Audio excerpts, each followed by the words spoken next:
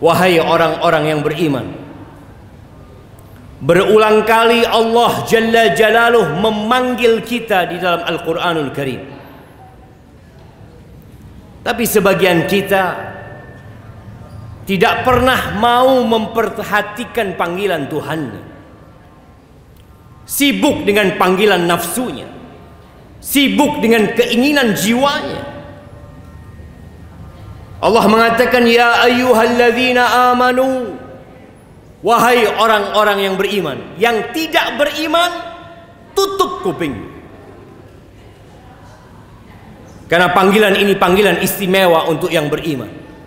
Apa kata Allah? Ittaqullah, bertakwalah kalian kepada Allah haqqa tuqatihi, dengan sebenar-benarnya takwa. Bukan sekedar status yang diupload, bukan sekedar ungkapan di lisan, tapi ketakwaan adalah mengingat Allah selalu dan tidak melupakan, taat dan patuh kepada Sang Pencipta, dan tidak durhaka, bersyukur atas segala nikmat dan tidak kufur. Wala tamutunna illa wa antum muslimun. Dan kata Allah, jangan kalian mati kecuali dalam kondisi Islam. Ahibati fillah, pernahkah kita duduk merenungkan tentang kehidupan ini? Apa perbedaan kita dengan sapi, dengan ayam, dengan kambing, dengan ikan? Apa yang membedakan kita dengan mereka? Kenapa kita ada? Dan kenapa mereka juga ada? Sebagian kita hidup tanpa tahu tujuan hidup. Yang menjadi pemandu hidup dia adalah perut dia dan yang di bawah perutnya. Ahibati fillah, tatkala Allah Jalla Jalaluhu menciptakan manusia, Allah tidak meletakkan manusia itu di bumi ini. Allah letakkan di surga. Allah perkenankan bagi Adam alaihissalam untuk menikmati segala yang ada di surga bersama istrinya Hawa. Ada satu aturan, satu, ketika berada dalam surga. Fala taqraba hadhihi syajarah. Kata Allah, engkau jangan mendekati pohon ini. Semua pohon yang ada di surga, semua buah yang ada di surga, engkau boleh menikmati tanpa engkau khawatir sakit menikmati. Engkau jangan khawatir kelaparan, jangan khawatir merasa jenuh. Tapi ternyata iblis alaihi la'natullah tidak berhenti menggoda Adam alaihissalam dan Hawa. Dan ternyata Adam berhasil digoda. Apa kata iblis kepada Adam? Allah ceritakan di surat Taha. Iblis mengatakan, hal adulluka ala syajaratil khuldi wa mulkin la yabla. Adam, maukah engkau aku tunjukkan kepada dirimu pohon khuldi? Khuldi artinya kekekalan dan keabadian. Mau aku tunjukkan kepadamu sebuah pohon yang apabila engkau makan, engkau akan jadi kekal dan abadi. Engkau tidak akan mati. Wa mulkin la yabla. Engkau akan mendapatkan kerajaan yang tidak ada habisnya. Siapa yang tidak ingin, jemaah? Siapa yang tidak mau kekekalan dan keabadian dalam kenikmatan yang selama-lamanya? Padahal pohon itu dilarang sama Allah Azza wa Jalla. Maka kita lihat berapa banyak larangan-larangan Allah yang kita langgar hanya karena bisikan setan. Kita tahu akhir cerita Adam alaihissalam diturunkan dari surga. tatkala Nabi Adam memakan buah yang katanya buah khuldi, pakaian Nabi Adam terlepas. Istrinya pun terlepas pakaiannya. Mereka jadi telanjang. Akhirnya mereka ambil daun-daun dari surga untuk menutupi diri mereka. Satu dosa yang dilakukan. Apa hukumannya? Diturunkan ke muka bumi. Kita sekarang berulang kali berbuat dosa, tapi nggak ada yang merasakan dosa yang kita lakukan. Kita berbuat dosa sembunyi, tanpa ada yang melihat, padahal Allah Rabbul Alamin senantiasa mengawasi. Dan kita kalau ditanya, kepingin masuk surga? Kepingin masuk surga. Siapa yang tidak menginginkan surga? Tapi jamaah, kita kadangkala berada di jalur yang tidak mengantarkan ke surga. Allah Azza wa Jalla berpesan kepada Nabi Adam alaihi salam ketika diturunkan dari surga, yang akhirnya Nabi Adam mati, tidak kekal dan abadi gara-gara makan pohon itu. Yang ada hidup di dalam penjara. Dunia ini sijnul mu'min, penjara buat orang yang beriman.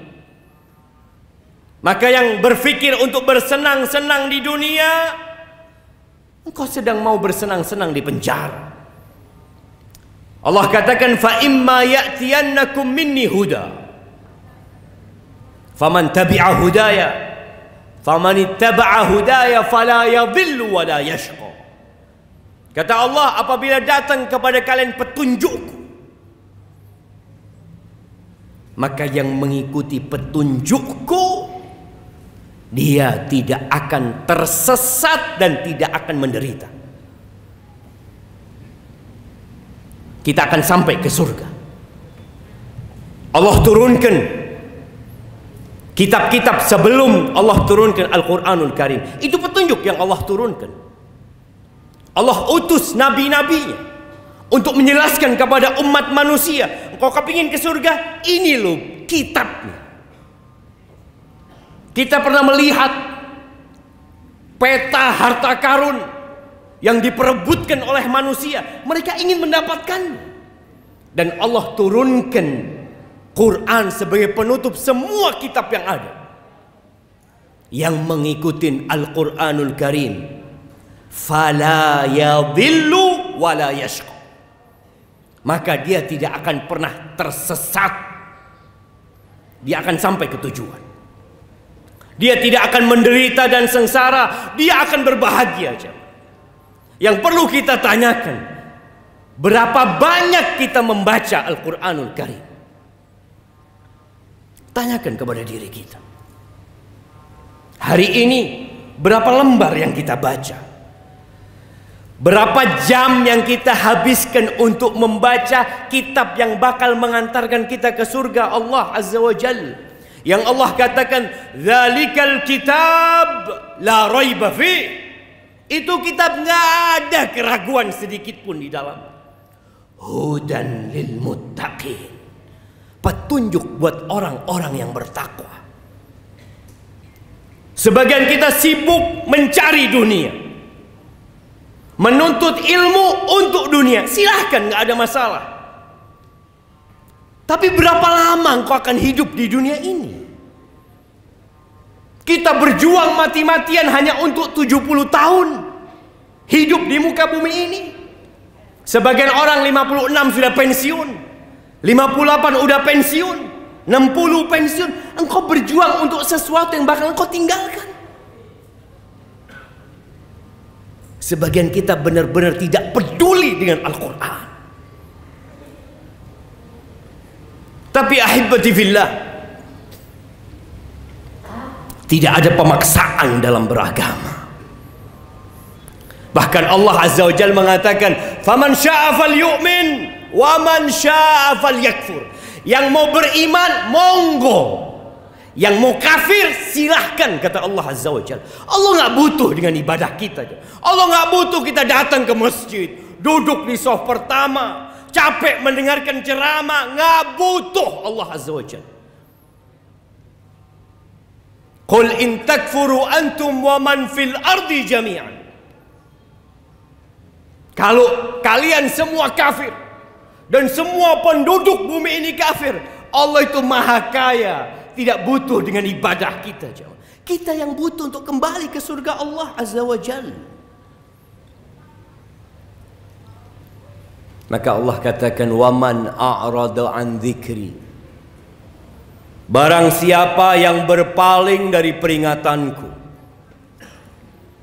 Allah turunkan Al-Quran, Allah utus para nabi, diwarisi oleh para ulama, disampaikan kepada umat. Waman a'rada an dzikri, barang siapa yang berpaling dari peringatanku, fa inna lahu ma'isyatan dhanka wa nahsyuruhu yaumal qiyamati a'ma. Barang siapa yang berpaling dari peringatanku, maka bagi dia kehidupan yang sengsara, yang sempit, walaupun bergelimang harta. Walaupun dia menjadi pejabat, menjadi orang yang dihormatin masyarakat, tapi ingat, Allah sudah memberikan keputusan, fa inna lahu ma'isyatan dhanka. Sebagian orang berpikir berbahagia dengan harta yang berlimpah ruah. Sebagian berpikir dengan popularitas dia akan berbahagia. Sebagian berpikir dengan tahta dan kedudukan dia akan berbahagia. Lah, antum pasang kuping antum di tembok rumah-rumah orang yang dia berpikir berbahagia dengan dunia ini. Allah memberikan keputusan, jamaah. Dia pemilik jantung kita. Orang ini akan mendapatkan kehidupan yang sempit, merana hidup. Apa kata Nabi SAW? Man kanatid dunya hammahu, barang siapa yang dunia menjadi ambisinya, ja'alallahu faqrahu baina 'ainaihi, Allah jadikan kefakiran di antara kedua matanya. Hidup penuh dengan ketakutan.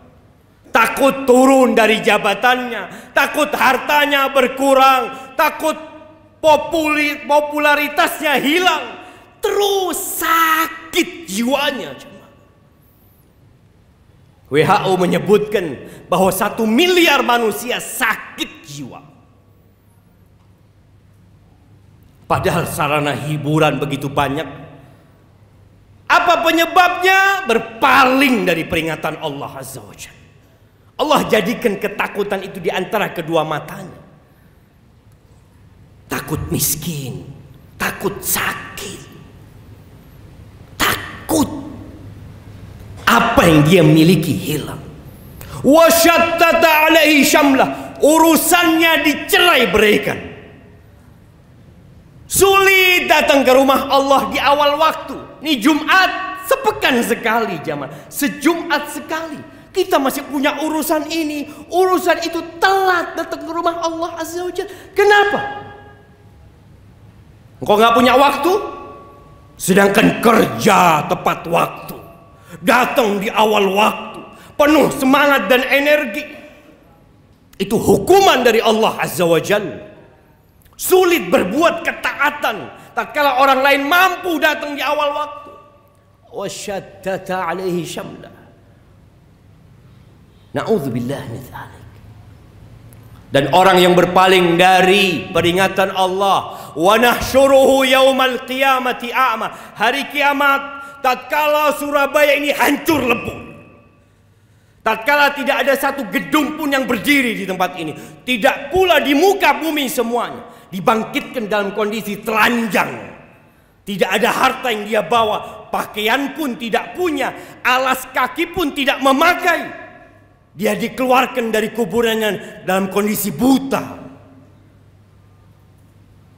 Dia tidak bisa melihat, dia nabrak sana, nabrak sini, terjatuh, lalu dia mengatakan, qala rabbi lima hasyartani a'ma. Wahai Rabbku, kenapa engkau bangkitkan aku dalam kondisi buta? Wa qad kuntu basira, aku bisa ngelihat dulu ketika hidup di dunia.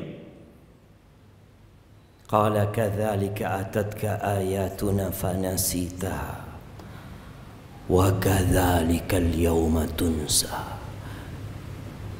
Engkau tahu sebabnya? Dulu ketika datang ayat-ayat kami dibacakan kepadamu, engkau abaikan, engkau anggap tidak penting, engkau lupakan, dan hari ini engkau diabaikan. Maka ahibati fillah, kita perlu baca Al-Quran supaya kita tahu jalan yang mengantarkan kita untuk balik ke surga Allah Azza wa Jalla.